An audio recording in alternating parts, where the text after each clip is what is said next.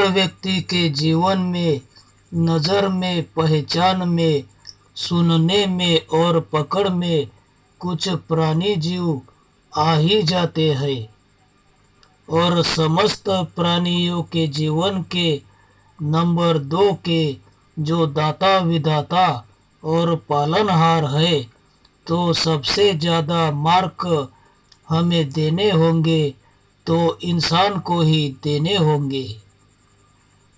क्योंकि प्राणियों के जीवन में अगर कोई मुसीबत आती है तो प्राणियों को मदद इंसान ज़्यादा करते हैं।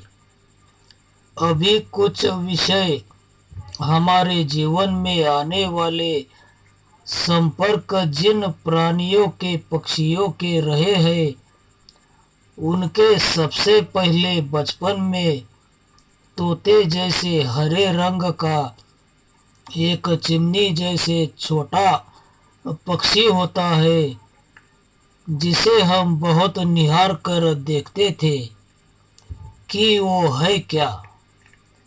लेकिन वो तब जो था अब भी वही है, उनकी अलग प्रजाति है।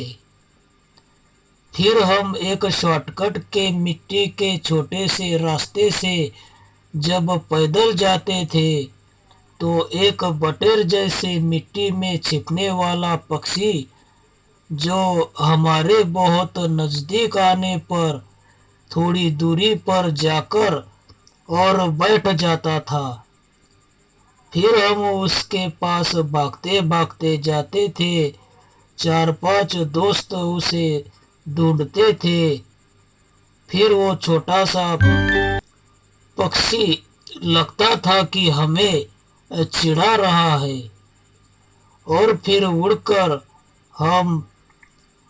वो हमें दौड़ा दौड़ा कर जब हमें स्कूल से दूर ले जाता था तो हम उसे आते वक्त मिलेंगे ऐसा सोचकर फिर हम चले जाते थे।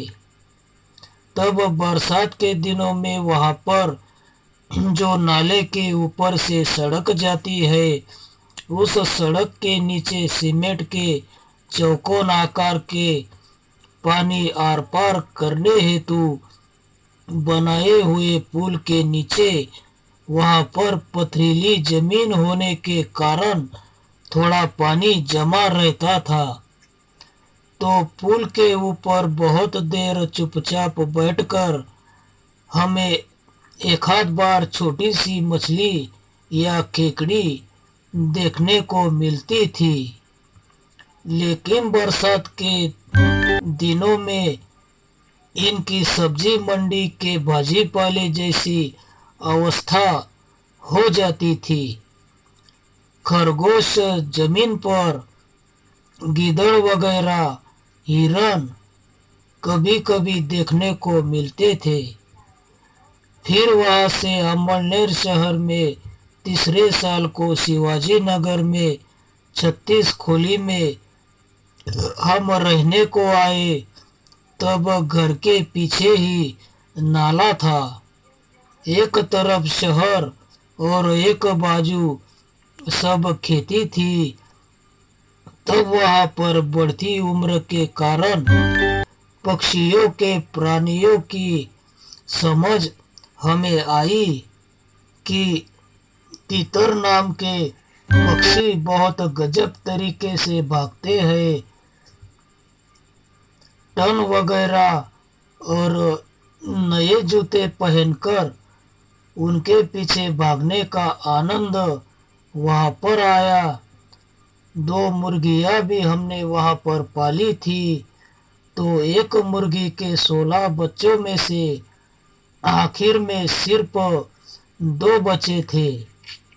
एक बाज 8-10 दिनों में तेजी से आता था, सीधे एक बच्चे को उठा लेता था। घर के पीछे के नाले को पानी होने के कारण मुर्गियों को भागने के लिए उपलब्ध जगह नहीं थी।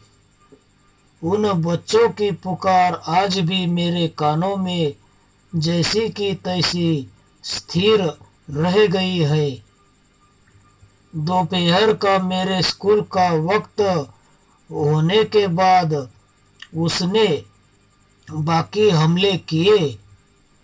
तब ईश्वर के बनाए नियम में से यह भी एक आध नियम होगा, ऐसा मुझे लगा, क्योंकि बाज को फसलों को खाते या फल को खाते हमने देखा नहीं था। फिर उम्र के हिसाब से छलांग मारना वगैरह बढ़ने के कारण से बचपन के सांप नाग के डर दिल से निकलते गए।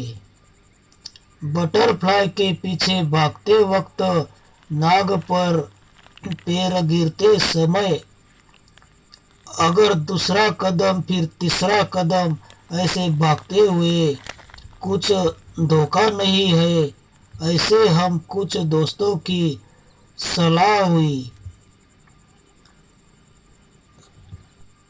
और रुकना है तो सांप जगह पर ही रुकना है।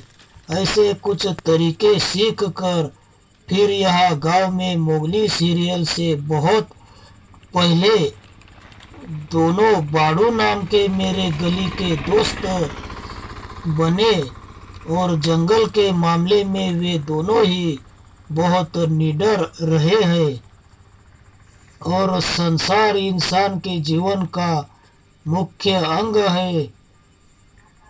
उस कारण से बहुत पहले से ये दोनों बाहर गांव को अच्छे से सुखी है। तब मोबाइल नहीं थे तो अब शूटिंग नहीं है, लेकिन अभी भी सांपों के दिखते ही मोबाइल निकालना, फिर लॉक खोलना, कैमरे में जाना, वीडियो को उस नाम को क्लिक करना, फिर शूटिंग लेने का फर्क और सीसीटीवी नाम के चलते कैमरे के इन दोनों में जमीन आसमान का फर्क होता है। तो किसी दुर्लभ प्राणी या चीज को देखना यह बहुत भाग्य का विषय है। इस बात को मैं भी मानता हूँ। तो दो मुंह वाले सांप का शूटिंग मैंने 1 साल पहले लिया था, लेकिन इस एंड्रॉयड मोबाइल की गैलरी बहुत बड़ी होती है। इस मोबाइल का वीडियो हम बाद में देखेंगे। तो इस सांप का आकार आगे पीछे सरीका होता है और चाल के बारे में इसकी चाल बहुत ही धीमी होती है। तो पेड़ पर चढ़ना या जल्दी से अपनी जान बचाना इसके लिए नामुमकिन जैसा विषय है। तो सवाल यह निकलता है कि इसके इतने बड़े होने तक इसे किसी ने देखा नहीं होगा, या फिर बहुत गरीब प्राणी है ऐसा सोचकर इसे छोड़ दिया होगा, या फिर प्रणाम करके भी बहुत से व्यक्ति चले जाते हैं। तो इसकी कहानी मंगाने के अन्य बहुत तरीके हैं, लेकिन सबसे बड़ा सवाल यह खड़ा होता है कि इसका इतना चमकदार शरीर और खाने पानी के इसके दूर दूर तक ठिकाने नहीं है। ऊपर से गिदड़ बाज नेवले से इसके जान को खतरा दुनिया भर का है। तो आगे इसके संसार के बारे में सोचना भी एक मुश्किल विषय है। लेकिन अभी इसका शूटिंग हमारे चैनल पर पीढ़ी दर पीढ़ी सुरक्षित रहने वाला है, इस बात का मुझे यकीन है। बाकी रहे प्राणियों के विषय, हम अगली फुर्सत में लेंगे। तब तक के लिए धन्यवाद।